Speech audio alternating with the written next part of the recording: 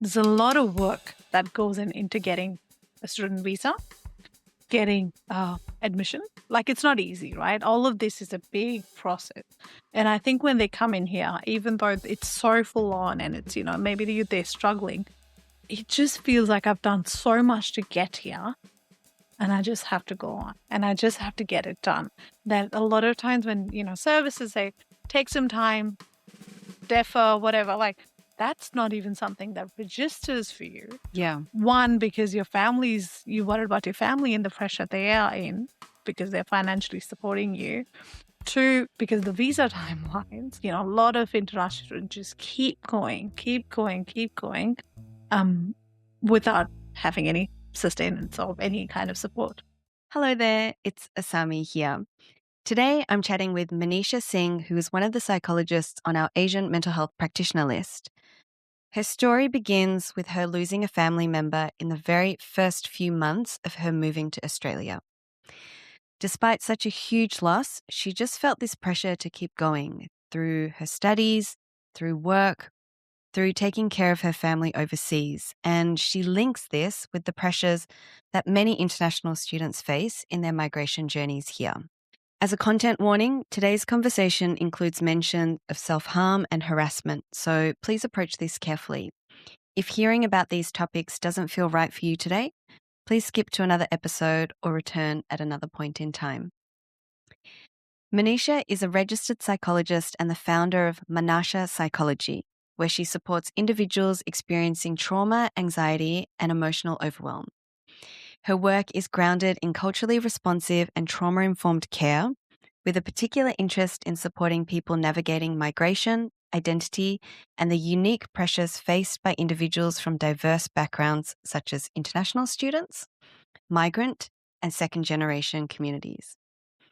Maneesha brings a compassionate and nuanced approach to conversations around mental health and suicide prevention, recognizing the complex interplay of culture, isolation, and stigma, all of which you'll hear coming through in this conversation. Welcome to the Asian Mental Health Podcast, brought to you by Shapes and Sounds. Hi, Maneesha. How are you? I'm good, Yeah. nervous, but good. Okay, Yeah. good. Well, it's lovely to have you here. Thank you for joining us. Thank you. And I just want to throw us straight into the convo, and I'd love to hear, I heard that you moved to Australia when you were about 19 years old. Yes. Can you tell us about your experience of coming here as an international student? It was quite interesting. So I think I have grown up before moving to Australia. I have grown up in boarding school. So it was it's going to be fine. I'll be fine. But I still remember, and I know I'm sure a lot of international students or people who are migrating would maybe feel this is, I was fine. I was excited, a little bit nervous, but fine. But the moment I touched down I remember that plane when it dropped, I felt like my heart dropped for 5 seconds Oh, wow. because I realized, oh my God, I'm by myself in a new country. I was 19 and had I didn't have any family here, had a few friends who were there, but nothing. So it was a very interesting experience. And then I remember someone picked me up from the uni space and I went into a homestay for the first month. Okay. And I'm coming from, I didn't know how to cook, didn't know anything. So I remember getting the homestay with food being it was part of the thing that the housekeeper would help with cooking the food. And I remember struggling with the food because it was struggling with the food because I was like, what is this? Yeah. But what's a bolognese? I don't know what that is. I could not. I remember really struggling with that. And the taste as the well. taste, coming from India, which is spice, and here, which is 100% bland. I really remember struggling with food. And I think after the first week, I said, no, it's okay. I'll cook.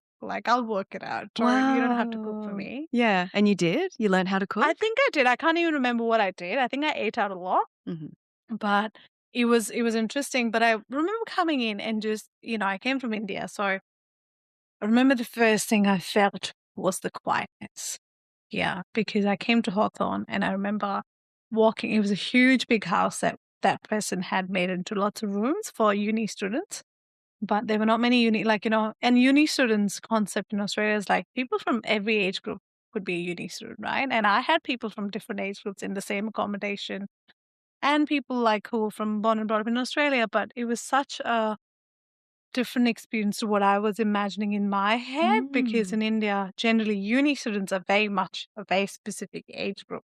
I see. Like that first year cohort coming Yes, together. coming together. Whereas when I came here, that was quite different. Right. Everyone was in their own kind of space. You almost had to work out yourself what to do. And that's what I remember feeling when I walked in, that no one's kind of holding your hand anymore or Yeah. telling you what to do. I had to remember figure out how to get to my uni, first day or second day or something. I remember not being able to open the train because I thought it was going to be open like that. And it Like, was one of those you mean trains. like on the Yes, door? yes. I Yeah. remember like really panicking in that moment the first day. Yeah. And I had to get off the next station Oh, because I wow. couldn't do You it. couldn't open the I couldn't door. do it because public transport, if I think about Asian concept, we have public, but in a smaller city, I'm not coming from a big metropolitan. It's coming from a smaller city. You don't take public transport. It was rickshaws and auto rickshaws and tuk-tuks and stuff that you take or, with your family and stuff. So that was a shock, I remember. Wow. And what were you studying? So I came in to study a diploma in community welfare. That was my, that's what I stepped into, and I remember being the youngest in the class. Yep. And most of my classmates were between the age group of 30 to 70. Oh, wow. So it was a big very shock. diverse, of a tape because it was a big shock for me to step into a space where no one was my age. Wow. And really trying to navigate that world because you don't get any other classmates. Like I didn't come into the typical bachelor and stuff. So it was a very different space altogether, I remember. And tell me more about this homestay situation and being with other people, not necessarily young people, but other uni students and people who grew up in Australia as well. But what was the makeup of that? I think so I wasn't there for long, and I think one of the reasons I wasn't there for long because I remember it was not even a homestay. It's one of those shared houses, but it was marketed as a homestay maybe when because in India you don't get that concept where one interesting thing was it was all gendered, so it wasn't just females, and I think that was in itself quite interesting to feel a sense of safety as well. And I remember one of the instances where there was someone who was born and brought up here, much older than me as well. Like I would say they were in their mid to late 20s. And I remember talking to them and but almost like they've kind of thought I was, like wanting to be with them, and which I wasn't, and I didn't understand. And almost like I remember them kind of saying, pushing me to come for this some birthday party or something, which I just didn't get it, I guess. It was just very new to me. This is like my second month or something, or first, second month. And then apparently, interestingly, that day, I remember leaving the house and going to see another friend, and I stayed over. But then when I came the next day, one of the housemates was like, your boyfriend was knocking on your door in the middle of the night. And that really scared me because I was like, what? Yeah. Like that whole, really, I found that to be quite, very, not aggressive, but very just because I talk to you doesn't mean I want to sleep with you or have anything to do with you. But there was that kind of feeling or the pressure I felt the first time. Wow. Which is quite different. That would not, where I grew up, it was slowly kind of understanding, knowing, and, it was a slower progress. And less of these kind of mixed gender situations, spaces right? At all, 100%. That was not even a thing. Yeah. You would never have mixed gender spaces. Homestays or residencies, no right? way. It would be very much, unless you chose and you knew the people, it wouldn't be something that would naturally occur where you have mixed gender accommodations for people. What else was a culture shock? We spoke about mixed gender spaces, food. Anything else that you're like, wow, this is a huge difference? I think, this is going to be funny, but I remember eating at 5 p.m. for dinner was huge for me. That was a culture shock, I remember. Saying, people used to eat tea or dinner. I'm like, what? You're like, 5 now? o'clock? No. I'm used to 8:30, 9, 10, whatever. But, it was that, I remember that being a big shock to my system because it was like, I can't believe, like, that's too early for me. I still find it too early for What me. time do you eat dinner now? I mean, 7:38. Okay, You yeah. know, but at 5 was just like, I can't get it. It was like children's dinner. I used to Yeah, always eat dinner at yeah, 5:30 yeah, just because I could, yeah, right? yeah, yeah. And then someone was like, "That's children's dinner time." Is it children's dinner time? Okay, so maybe it was just I remember being given dinner at that time. I'm like, no, that's just this is, and it's This is so a weird because snack. food, yes, and Yeah. food, and like if you think about, and I'm from like I'm not from northern part, but my upbringing has mostly been northern, actually all of India, where you would have lunch whenever, and then you would have a snack, and that snack would be quite substantial, you know, it's something. And then you would have dinner at Mhm. around that 8:39 p.m. It was like, what? Like, this is our snack time. Yeah, yeah, yeah. So that was Afternoon a tea. big, big cultural shock I found. Like, just that whole food, and also, you know, the association with food and Yeah.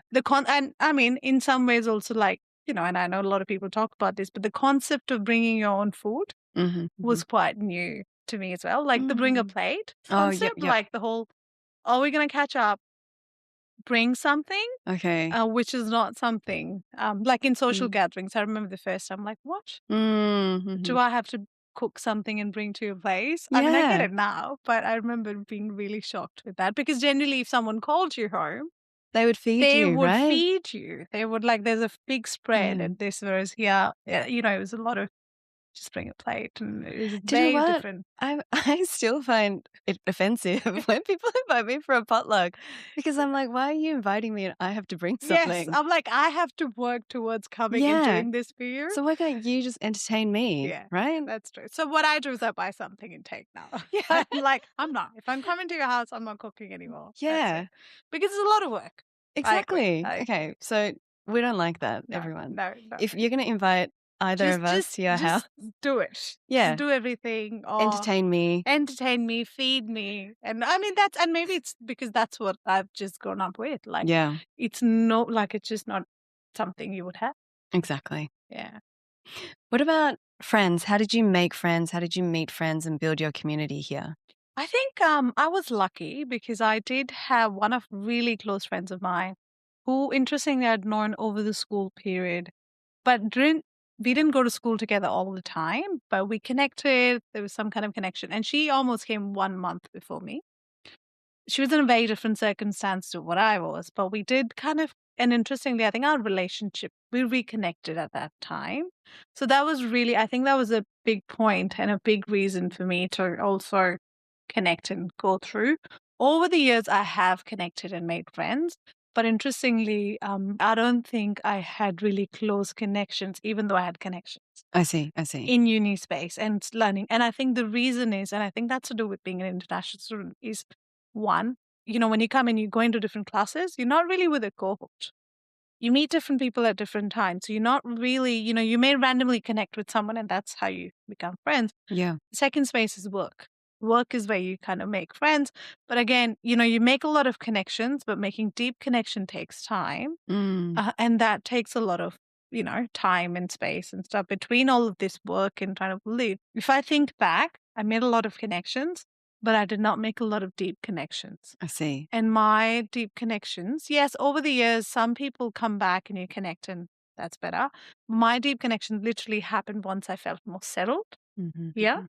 Interesting. Like you felt like, okay, I'm here, I'm grounded, I Yes. got my thing Yes. happening. Now I can reach out and make And strong connections. make a stronger connection. So I did have Right. connections, but now it like a lot of like, you know, connecting, going out, doing things, da, da. But Mhm. a lot of those people haven't stayed on. And a lot of my deeper connections have happened later in my years, Right. except for that one friendship, which also was from the beginning. Mm. Yeah. And I wonder if, and I do see that coming up sometimes. I wonder even in people I see in international students or our friends where a lot of those friendships don't remain, even though you do make lots of connections. I see. Um, Yeah, yeah, this has been a big theme in our work with international students and how to meet people, how to connect. So I'm going to ask you a lot of questions yeah, about this yeah. in the second half of this chat. So bookmark. Bookmark that. But I want to go back to you. Yeah. And, you know, I heard in the first year that you came to Australia that you suffered a huge loss in your family. Yeah. I was wondering if you could take us back to that moment and tell me what happened. Yeah. So I actually, in literally the first year, I actually lost my dad, which was a big shock because he was very well, like physically, mentally, a really active, person. He was only 60 when he passed away in that year. So literally within, so I came in Feb, he passed away in September. So it was Goodness. really, Yeah. and I'm the only child. It's, Okay. it's my only, so it was a big shock, and it was not just shock. It was just, I remember like it just happened within days. Mhm. And I remember talking to him and him just kind of, how parents minimize things and like, oh no, I'm at the hospital, but it's fine. And I didn't take that seriously either. And then, within a few days, it was like, I remember going in September. I'm pretty sure I came back by November because See. uni and like all this investment and money put towards that. And I did come back. If I think Mm. about that grief stage, there was just that numbness, Mm. but didn't go beyond that because I just had to keep going. Yeah, as in Um, you're like, okay, now I've got to go back. Now I've got to finish this yeah. semester. And I had to finish semester, Yeah. financially work it out. I Mhm. saw my mom really struggling. So she did come in like within a few months as well and stayed with me for a few months. I saw her really struggling, didn't know what to do as well. And I feel like at that time, really struggled trying to uni stuff. And I remember uni saying, yeah, take your time and stuff. But that was it. Like that was the only thing I can remember as support. Yeah, right. Um, and I don't know, I feel like I didn't even know where to go for support. So I Yeah. just did what I could, which was uni, find a job, keep working, keep Mhm, doing mhm. this, and that's it. Mm. So if I think about it, like I think with that acceptance, the grief, it comes over the time and it's kind of processing it. And yeah. Yeah, wow. I'm sorry to hear that, and No, thank you for yeah. sharing that Yeah. story. And I'm also an only child, Mm. and I wonder, like, did you feel that even, I don't know, we can't compare to people Yeah. who have siblings, right? We don't Yeah. know. No. But, hearing that your mother came out here and, like, did you feel even more pressure kind of thinking Oh, about the yes. family I feel structures? like Yeah. since then I have always felt it, Mhm, mhm. I've just felt that I have to, because I saw my mom go through so much, like almost a different person. Yeah, Like right. she's Mm. changed a lot over it's almost like 18 years now, but she changed a lot and I had to almost pull it together, and the pressure, there's just two of us. I need to, work it out. And Mm. almost like at 19, I just had to figure out finances, and there was a lot of things with my dad's side. And I remember being really overwhelmed in my dad's side of the family. They do cremation, but because being a girl, I'm not allowed to, Mm. but I'm the only daughter. So I kind of stood up and said, no, that makes no sense. I'm going to do it. So I actually did that. I remember working things out. Anyways, all of that was going on. Came back to Australia, went back into uni assignments and stuff, and I think I had to give the rent, right? Rent to my housemate or something. I remember, and I'm generally someone who's good with numbers. I can remember numbers and stuff. But I remember going in the ATM, standing there, and then I'm like, I don't know what the pin is. And just blanking out. There's no one around me, and I just sat down. And honestly, I think I sat down for a bit. I just felt that numbness in my body, and it was my body maybe telling me, my mind telling me it's a lot. Slow down, but I just felt like I had to keep going. And then after some time, got up and went on. Yeah, wow. Yeah. Yeah, like absolute just shock. And Yeah. you're kind of saying you didn't even have that time to process and grieve. No. It was just like, come back, I just had assignments, to go. work, keep Yes. going. Yes. And that's what I remember. Yeah. I just remember coming back and go, living life, doing things. Mm. I think whatever job I had, that I lost that job because I had gone away, Mhm. for 2 months. And then I had to come back and just work out, because then I felt the pressure to almost keep it together more. Being Yeah. a single child, you're like, okay, it's three of us, my parents are there. But when one's not there, you almost feel more pressure to work it out and do things. Or Mm. almost kind of step in as an adult. Even though technically you're an adult at 19, but you're not. Yeah. No. No, you're not. Imagine looking back now at No, 19. you're You're like, like, you're a oh my child. God, Yeah. yes. It's Yeah. like, no. And I get, and I say, just because you turn 18, 19 doesn't mean, Yeah. things change, and you need to work out everything. You need to figure, no, you don't. Ask for Mm. help Yeah. because, that's not on you. we, similar to what I shared before, this theme of like, oh, I just have to keep going. I just have to survive. I just have to get through this semester. Yeah. We hear this a lot.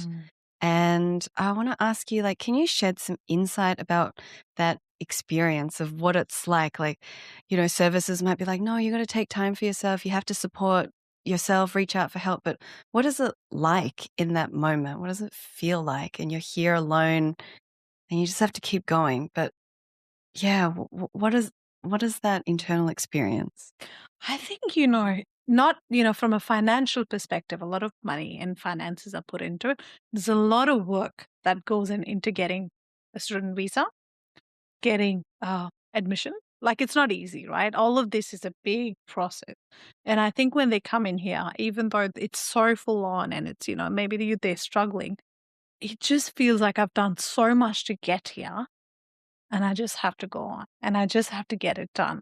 That a lot of times when, services say, take some time, defer, whatever, like that's not even something that registers for you. Yeah. One, because you worried about your family and the pressure they are in because they're financially supporting you.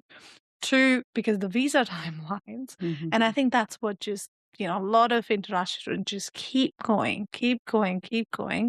um, without having any sustenance or any kind of support at that some point. It would have been so good if we gave some space for people to, with their visas and stuff like that, so they could make that flexibility, but we don't have that.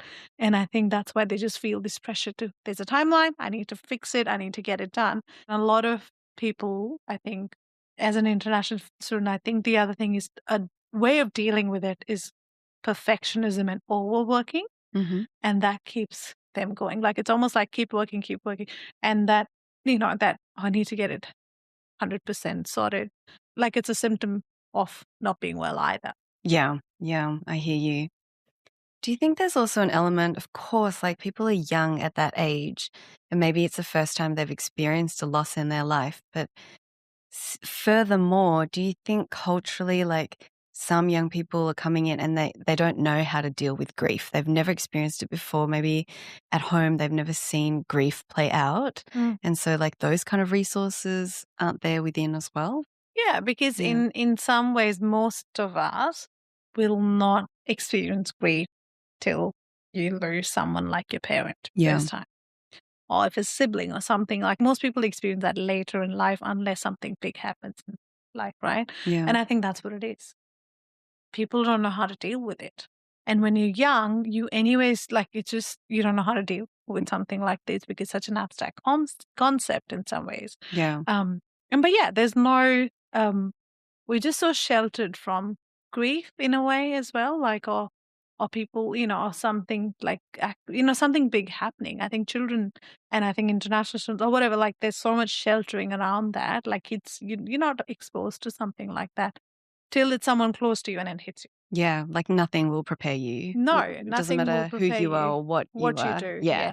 And I think because we're not used to, as an international student, I think a lot of people, the moment someone's stepping out of their country to another country, I feel like that in itself puts this thing, like a cape or something, a pressure in your point here that you're like, okay, I need to show up.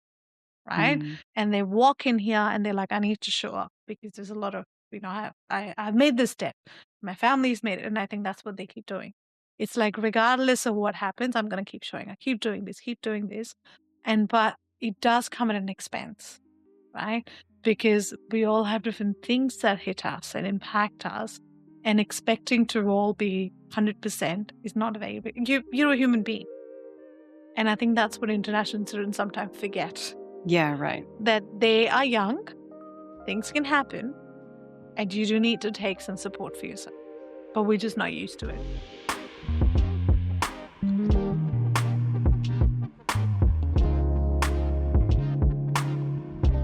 So, Maneesha, you've shared a lot about your past and your early days in Australia, but now here you are as a psychologist running your own practice as well. We'll talk about that in a little bit.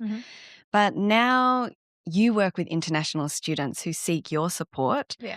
What are some of the common themes or patterns that you're seeing in the international students that you support? I think a lot of times what I'm noticing is a lot of whoever gets through the line and actually comes in for support, it's almost when it's like extreme, right? And it really, like, it's been going on for years, or 4 years, 3 years, however long they've been there, and they're really gone to the point where it's like, you know, panic attacks, their body, they're having so many gut health issues. They've gone to the GP hundreds of times to work out what's his headache, what's his gut. And all of this build up has got them to here. Yeah, right. So you're seeing people right at the pointy end, like Pointy end. really like late stage Yes, late crises. stage. And like, why haven't you come in before this? And a lot of time and they're in one, like worried about their parents and the shame and stigma with them struggling and mental health being such a big stigma in this culture. Second is worried about their visa, right? Is it going to get cancelled? Am I going to be thrown out, right?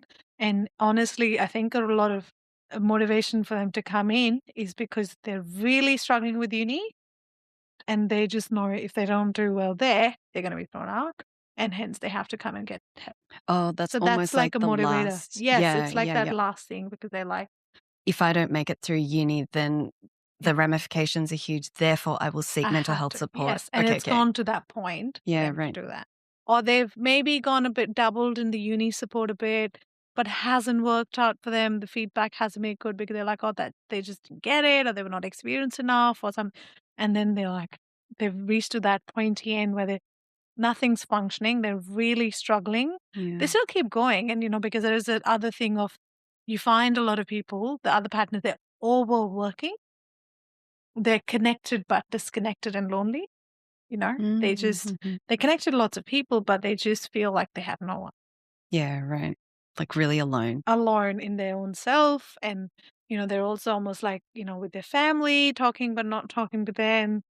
Sleep patterns I've seen also where it's almost the opposite, where they're not, the time difference is so, they're almost like they're awake through the night and sleeping through the morning, or like it's almost the opposite. Do you mean like talking to family? Yeah, family or something, but it's almost like they go the opposite way, where they're not living in the world they're in, but they're just in another world and, spending a lot of time awake in the night and sleeping. No, not because of work and anything, but just because of where they are. Yeah, right. Can you talk to me more about that stigma and being unable to share experiences with their families? I think because, again, if you are from a culture, and I'm going to speak from a South Asian culture, but also a lot of my Asian or other clients have come in through, Iranian or that kind of world altogether. A lot of times it's just, the shame that comes with you having anything related to mental health, right? They can't talk about it because it's almost like, if you do, you're considered almost, it's kind of like you're considered incapable, invalid as a person. Your own, that self-worth goes down, but also there's a worry that if anyone knows, my reputation, all of my family, everything's going to be ruined because of that. And that's the problem. Like, that is the biggest problem. People don't want to come in, and they don't want to even tell their families when they're struggling, because they're worried about the shame it's going to bring for their family. Yeah, not for the because individual. Someone external has told their family. Yeah, right. And that's where we get so much. And also, like, I've heard people saying that if I have a mental health issue, and interestingly more, it's a gendered thing, where I feel a lot of male or men come in saying, if I have a mental health issue, I'll be considered weak, which is not true. Yep. But that feeling that I'm going to be considered weak, so I can't. Yeah, wow. So there's so much internalization that it comes to that point that they just can't function. I know this is a hard question to answer, but as a clinician, what do you say to people when they express these themes? How do you support them? I think I know how hard it is, and I want to acknowledge that it is really hard to even come into this space, right? But I just want to say, I think it's better to go in and seek support when you know something's not right, then wait till the pointy end, because it's going to be harder to come back from there. It is not impossible, but it's harder, right? So I say to a lot of people, it takes a lot of strength to go in and seek support. And this, just because you come in, I also explain, this is not forever. You can come in, Sometimes all we need to do is process through things, work through things, have some strategies, and that's all you need. Because as a group, I think international students and people are really resilient. And if they come in and seek support, there's a better chance of that, right? Mm. I give this analogy saying, if tomorrow you're walking or you're doing something, you broke your hand, you fractured it, right? What are you going to do? Just keep walking? Um, or if you do keep walking, great, do it. What's going to happen? That's going to get worse. You will just end up with maybe a disfigured hand. In future, that's going to make it worse for you, right? There's a lot of pain. Why wouldn't you go in and see a doctor, get it fixed, get that sorted, hold it for like 2 weeks of support or 3 weeks of just that, whatever plaster, get better and go in. Mm. Yeah. You need some support, you go in, get that, get some coping strategies. Because if you're really struggling, clearly, whatever you're doing is not working. And I think you need to get that. We all have things that we need to get support for, like how we consider physical health issues. And physical health, I think, is also a big manifest. Like it manifests, in your gut. Yeah. Headaches, Skin, skin. rashes. A lot of Yeah. that is that, right? And if you're finding that, then maybe try going. You see a doctor. Try something else and see where that takes you, rather than kind of putting a stop. Also, like if you come to a space like seeing any of these, for support, going to practice, it's a very confidential space. And I think people don't realize that. Like, just because you're coming in, it's not going anywhere else. It's only between you and the practitioner, and it is your space. Yeah. And you're not going to call people. You're not going going to to tell call anyone. people, it's for your safety. You're there, your space to work through things. No one beyond that's going to know. Like it's a very sacred, but also very professionally, legally binding space, but you're going to a professional to work that out. And that's more important than trying to deal with it by yourself if you can see it's impacting other aspects. Going back to what you said about some of those physical signs, it makes me think about themes around self-harm as a coping mechanism for many people, not just international students. But what have you seen in your practice? I think, again, yeah, that is quite common. Like I find that, again, that's that spectrum of the rainbow. It's gone so much that people have started noticing. Or they haven't. It's just that their self-harm is the only way for them to cope, right? Which is because you must be in so much pain to be able to do that, to have that's for harming yourself it is. And we do see that. And I kind of say to people who come in and, self-harm, that I get it. It's not easy. There's a lot of pain you're going through, and that is one way of almost dealing with that. But that's in longer run impacting you worse than not, maybe there could be other strategies we could put in place, right? And that's it. Like that's another coping mechanism that you're doing, but it's not really going to help you in the long run, right? But that's what we're there for. Yeah. To support you and to help you with that. Yeah. What kind of advice would you offer to an international student? Or, I mean, of course, this is translatable to anyone, but they notice that their friend is self-harming, they see the signs or the warning signs even. How can they support that friend? I personally think I personally say to everyone, don't beat around the bush, right? There's a lot of asking questions, but not really asking the question. And I think it's important to be clear and ask, hey, I have noticed this. Do you want to talk about it? Yeah, well, yep. Right? Rather than saying, hey, are you okay? I get that. But mostly people are almost tuned in to say, yeah, I'm okay. Yeah, don't beat around the bush. Like if you notice something, if you notice express something, it. express it, say it. If you're concerned about your friend, saying, hey, I'm feeling really concerned about you. I've noticed that. I'm here to talk. Yeah. I like that I statement, right? Like I've noticed that something's a bit off with you, or I've noticed you haven't been turning up. I haven't turning up for classes. Yeah. I've noticed you haven't been responding to my text. I'm noticing that you staying a lot in your room with your roommates, housemates. I'm here to talk to you. Yeah. Do you want to have a chat? Yeah. What's going on? Right?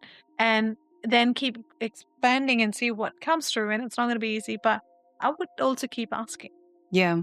Because sometimes people are, not comfortable and it takes time, but the more they know you're there, without judging them and coming from a warm space of concern and care, something will shift. And that doesn't have to be like keep asking in one conversation. You're talking No, about like, over the time. yeah, like, Yeah, you can poke them off like in the second, but yeah. give it a bit of time, ask again, Yeah. say you're there to listen, you know something's wrong, you can see something's happening.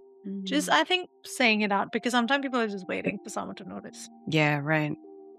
And right? then what is the next step after that? Like someone does open up to you and then you're like, wow, this is I like, don't know what to do. yeah, Yeah, I'm overwhelmed too. yeah. And then how should that progress? I think Yeah. one, of course, there's the first step is, if you are studying in a uni, there are uni supports available. I would actually go and find out what they are. I know they're not as explicit and there, but that's your first step, because I know financially that's an issue, right? But also spaces like, if you are someone from a diverse background, I think like Shapes and Sound, and go Google, like look for services, psychologists, counselors, therapists who are in that space. Yeah. My other thought is, yes, cost is always a factor, but why not you reach out once, go see them, and then make a decision, Yeah. right? Of one session. One session, just start with one step. Yep. Yeah. That may in itself help you. Even if you can't, a lot of services, like what we do in our services, we say, okay, we may not be the right person because of this, but here, this is there. Yeah. Wow. So and there are a lot of services and psychologists and counselors and people who would, because they get how hard it is. I think my thing is, go for the first step, go see someone once, and then go from I love that. Just take one step, one action, there. Yeah. And help your and friend do that if you think, say, hey, how about we look for something, see who do you feel connected to? Let's go, I can help you make that first appointment. Let's call them, mm, help your friend with that, and see, that's it. and some have free introductory calls, like lots of And there are a options lot of available, options right? out there, or Yeah. 20-minute calls. Mm-hmm. There's options like, and go and see what that looks like Yeah. before you decide it's not for you, or you're worried about the cost and stuff, because that cost or investment into you will help you with all the other things, including unis, classes and everything, which is also longer term impact. Thanks for the plug for the Shapes and Sounds Asian Mental Health Practitioner list too. So now that we've revamped it, and thank you so much for being a part of the website and the database, Yeah. Maneesha. But if you're listening, like you can search for international students and people who are interested in Yeah. supporting international students. You can find them under that filter too, or any other concern that you might have. Maneesha is there, you can look for her, I'm which there, is yes. amazing. Anyway, we'll do the proper advertisement later. But okay, so you spoke about university services. I agree. The counseling services at unis are your first step, Yeah. right? But at the same time, a lot of the experiences that we've heard are like not so great experiences with this service. But now, as a clinician, you speaking to other mental health services, other therapists, what do you think they're missing in their knowledge when it comes to international students? I think it's a lack of explicit, we're there to support you, right? Mhm. And that awareness of it. I know not every practice is going to have that. It depends on your own experiences, what you're passionate about. But I think a lot of times international students don't even know they can go there, Yeah, right. right? Oh, so like that explicit, like you We're can there, access you us for can support. free. Yeah. Yes, Yep. Yep. right? I know price can be sometimes an issue, but we may not be able to offer you 100% free service, but we can offer a reduced sliding scale, right? But it's that lack of, maybe creating a bit of space for Mhm, that. mhm. And also it's that explicit, hey, we're there to help. Right. Yeah. Like it's almost like the outreach or community engagement side of the work Yeah, that's it's not lacking. there. And I Yep. think funding's not there. So a lot of people don't, go into that. Maybe that's another reason. It's because systematically there's not much out there. Mm. Like you're saying, and I don't know unis and how, how that space works, but also saying, oh, these are the more, culturally informed practices. How about if not us, go there, Yeah. right? That kind of connection hasn't yet been made. And I think we just need to work more in that space I for, see. because even, and I think not, with international students, but also at a larger spectrum with culturally informed practice, at least for psychologists, it's part of the could, right? Like, but I don't know how much work's being done in that. Like, it's not very, like, I think there's a lot of work that can be done still Yeah. to create that, right? Languages, right? I'm not saying lack of English is the problem for international students because you have to be at a competence, but I think there's an emotional language. And I think being explicit what languages you can speak as a practitioner makes a big difference. Yeah. Just do that, right? Because when you are in a therapy space, it's not about you can't speak in English, but sometimes you just want to see some words in a language that you've been born with, and you want to sometimes you want them to get that. Yeah. And I think a lot of times practitioners and services are not explicit on the languages and they can be so much encompassing, but it's not there. I don't see it. And that could be literally the first step, is just talk about the languages that your practice offers. Yeah. It's And so go simple, beyond right? English, right? Like no one, like I do sessions, I don't do it 100% in another language, but I do in a mix. And I let whatever's coming through, but it makes such a big difference in our spaces. And it makes in connection in the work we're doing. It makes just big, big difference. Yeah. Earlier in our chat, we spoke about the hustle and the need to keep going, and there is no option for rest, and the visa stress. And I can imagine that there are students or people, migrants, going to therapy, and then the therapist saying, "No, but you have to rest. You got to take time out for yourself," which is true. That's true. Yeah. But what do you say to those therapists? Like, what are they missing? Like, it's like that. I think it's that there's no option, There's no right? option. Yeah. But I Yeah. also want to say, and coming from being an international student, is you can create space. It can be small, right? Doesn't have to be long breaks. It can start small is my always thing. Start small with, that feeling of disconnection, even though you're connected with people. Make one connection. Who is that one person? Just have a phone call with them, right? Yeah. That's it. Starting small makes the biggest difference, right? And I think even as a therapist and a practitioner, I know, like, if an international student comes to me, I can't tell them to take a 3-month break from uni. That's not going to work for them. I can't tell them to slow down with work. That's not going to work because practically it's not going to be sustainable for them. But what I can say, all right, how about 1 day a month you do this? Beautiful. You're speaking to the clinicians, and you're speaking to the community. Yeah. On one hand, it's like, listen, 3 months deferring, it's not a reality. Yeah. So let's just let that go.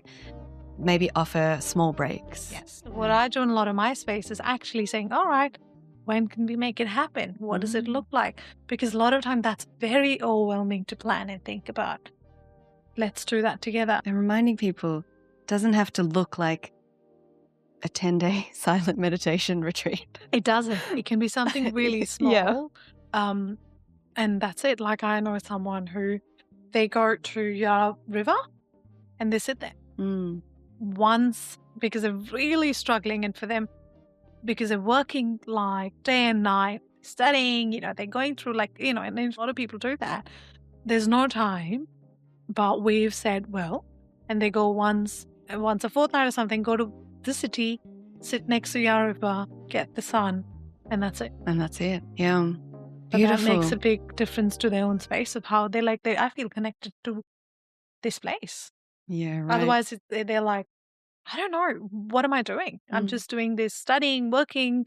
I have no life, and that I think that's something a lot of international students sometimes have. Tell me a bit about ManAsha Psychology and your private practice. Like, the name is beautiful. I saw the description, but tell us a bit more about your practice. I'm someone who's an international student. I've gone through my own journey. Then I kind of went on working in community health, mental health, then decided to be a psychologist. And one of the reasons for creating ManAsha Psychology is because I just thought there was not enough intention behind the culturally attuned service. And what the hope is in ManAsha Psychology is to be able to not just South Asian and Asian, but we're able to cater to a lot of different cultures, because Australia has a lot of migrants, but as many as I can, and to be intentional about it. What does that mean? and that we're doing that quite a bit. Like even in the service that we have, I think I have about 5 practitioners in the team. I think we speak about 10 languages, right? Wow. And that's, between different things. And we talk about that. We put it out there, and we are trying to get other people from different cultures, Persian, Arabic, so we can have that. So there's a lot of intention behind language and being quite readily open to have that in that space. Two, the intention is to be just, have a space where people are like, yes, I want you to get you as a therapist to get where I'm coming from without me needing to explain. And I'm not saying I know beautiful, wonderful psychologists who are not from the same culture as me, who've who've been able to provide amazing support, right? But I think there's something about what I heard when I was not in this space, but as a psychologist was I just have to explain a lot of my culture, even being collectivist and being with parents, that complicated relationship, and then like the advice or the lot of thing that came just didn't work. Mm. So we Mm. do a lot of work in that space. We read a lot of papers. We talk about that. We create that space for people. Yeah, right. And the name, tell me about your name. Yeah, Not so your name, Manasha. it's very similar to my name, but it is from so man means mind in Hindi. Um, Man is also, and not just Hindi, in a few Indian languages, man is also heart. Mhm. So it's a bit of a combo of mind and heart. Beautiful. It doesn't have like it can mean both, Yep. Yep. right? And hope, Asha. So man is that and hope is Asha. So it's about that kind of, because I think, and that's another thing, I don't think therapy, psychology, a lot of that is just here, Yeah. right? It's a combination of your brain and your heart Yeah. or your soul, And if you go hope. beyond, Yeah. and hope for that. Yeah. That we can build on that because it's not just about your mind. Well, it's a mix of everything. And I think Beautiful. that comes through in a cultural aspect as well, because I know even in a lot of other cultures, like Aboriginal culture, so it's a lot of body and learning, earth and land, and a lot of that combination of everything is what helps you with your heart and your, healing. And I think I kind of resonate with that a lot. And I think that's what space is about as well. We've had this discussion briefly in the break, but you kind of highlighted some of the differences that you see in the different generations of migrants that are here. So both for international students and for other mental health services listening to this podcast, like what can you share that you notice are some of those nuances and differences between international students, first gen migrants, second gen Asian Australians? Yes. I love this combo. We were just saying how, there's that whole push, that wanting to keep going. When you come in as an international student, you're also first gen, but that continues on for first gen migrants, where you see that push. They're really working hard. They are not working hard, everyone is, but they're really pushing it, right? They just keep going, keep going. There's no stop. And that, like we were saying, even skilled migrants, a lot of times they come in and they almost like, I'm coming for my skill or my job. I can't take time off. Yeah. Yeah. Right? It's almost like you have to keep going, keep going, keep going. And that kind of interestingly changes over the years with second gen. It's still there, right? But it's not as much. It's there though. But compared Because to you've grown up in that yes, and household. you Yeah. almost know as the generations, change, or second, third, fourth, it just changes. Yeah. Right? And you see that in the different cultures in our space, where the drive and that whole push is so different. But I also think it could be a cultural thing, depending on where you're coming from, which part of the world you're coming from. But the first gen migrants really, and I think that's where it starts, because as a student, you just learn you have to keep going. Yeah. Even though I don't think that's true, I think mental health and support for mental health is more explicit than it was. It's not as much, or we talk about it more, and you can get support for it. But there is this sense that something's behind you and you just have to keep going. Because if you think about it, the first 6 years of, I would say 6 years of their life, when you come into Australia specifically, it's just about the visa and uni assessments. Yeah. And I think it's to do with you just trying to, the all the hustle and all of that you just saw in, and everyone is. And that's why a lot of people do continue to feel lonely. Some do continue on. And I've had people who've, come in as students and they still do, and, come in for support and therapy because they just like, I just feel really lonely. I feel really, I don't know who to connect to. Yeah, right. Yeah. Wow.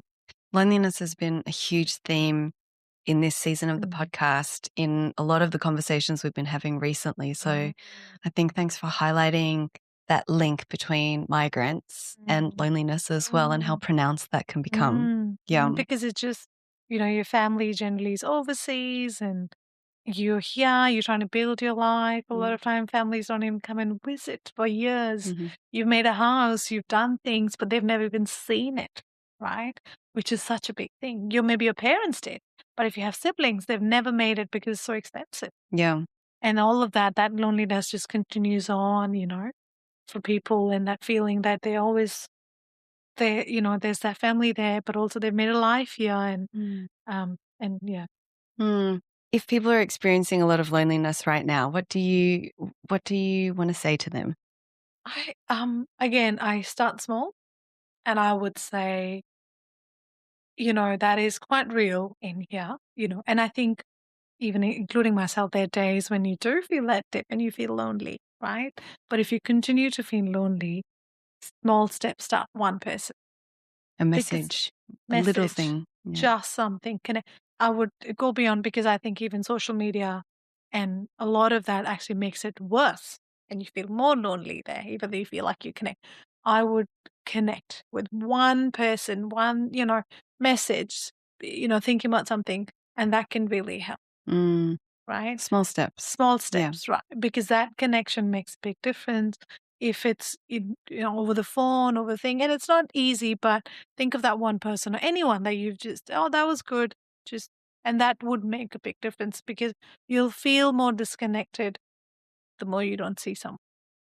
The more you see someone, and I'm not saying there are days when you do feel lonely, right? Winter's coming, and that in Melbourne specifically is a big loneliness Yeah. indicator because we all go into hibernation, Yeah. right? So yeah, like I think find ways, one person, one, someone, and start from there. Just one thing. One Yeah. thing, consistency also. That's great. Yeah. That's what I've really taken away from this convo. It's been so rich, but I love how you're just like, you don't have to change your life or change your behavior dramatically. It's just take a little step towards something, whatever it is that you're seeking to shift. Yeah. And I get this like really grounded sense from you. I feel like you'd be an amazing therapist to work with. Although like now we know each other, I know you cannot be my therapist. But anyway, for people listening, I'm sure there would be so many people that kind of really resonate with your approach and your lived experience as well. So if you're interested, you can find Maneesha on the Shapes and Sounds website, on our database of Asian mental health practitioners. And just as a plug, you can find Shapes and Sounds on Instagram and LinkedIn at just Shapes and Sounds. And as you're listening to this episode, like please subscribe and leave us a review on your favorite podcast app, because that little action really helps other people to find us. And please, please, please share this episode with your friends, especially if you know of or you are an international student, because of course, word of mouth is, I would say, what really helps us to destigmatize and normalize mental health conversations within Asian communities. Yes, absolutely. So thank you so much, Maneesha, for your time and for sharing your insights with us. And I look forward to working with you more as we progress. Thank you. It was lovely. Thank you. Thanks. The Asian Mental Health Podcast is a production from Shapes and Sounds, and it's made on the stolen lands of the Wurundjeri Woiwurrung people of the Kulin Nation. This show is hosted by Asami Koike and Marcus Lai and produced by Yo Chung. This season is brought to you by Embrace Multicultural Mental Health. All thoughts and ideas you hear are independently ours and our guests.